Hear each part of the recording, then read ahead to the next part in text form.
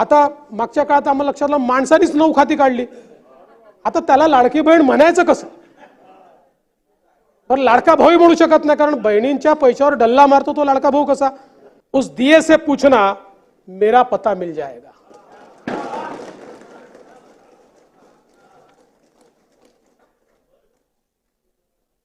आज या निमित्ताने या सभागृहाला आश्वस्त करू इच्छितो, कोणतीही शंका मनात ठेवू नका, पण ॲपरंटली असं लक्षात येत आहे की काहींनी 4-4 खाती उघडलेली आहेत। तर जसं समाजामध्ये चांगल्या प्रवृत्ती असतात त्याच्या काही वाईट प्रवृत्ती असतात। एखादी योजना जर चुकीच्या पद्धतीने कोणी वापरत असेल तर जनतेचा पैसा आहे, तुमची आमची सगळ्यांची जबाबदारी आहे की तो योग्य प्रकारे गेला पाहिजे। आता मागच्या काळात आम्हाला लक्षात आलं माणसानीच 9 खाती काढली। आता त्याला लाडकी बहीण म्हणायचं कसं? तर लाडका भाऊ म्हणू शकत नाही, कारण बहिणींच्या पैशावर डल्ला मारतो तो लाडका भाऊ कसा? त्यामुळे असे जे आहेत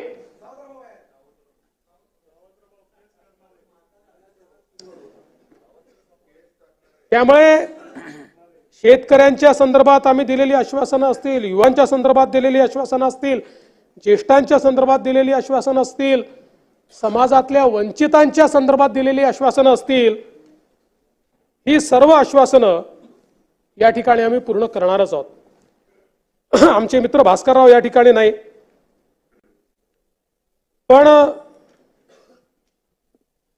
माझे सरकार याच्यावरच त्यांना परवा आक्षेप होता।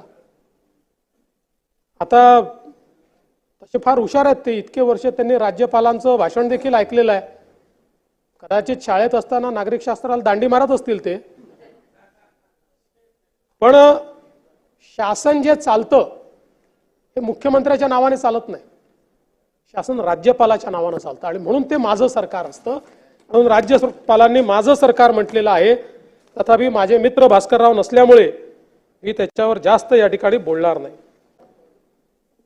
जी जी आश्वासनं आम्ही दिलेली आहेत, ज्या ज्या योजना आम्ही सुरू केलेल्या आहेत, एकही योजना आम्ही बंद होऊ देणार नाही।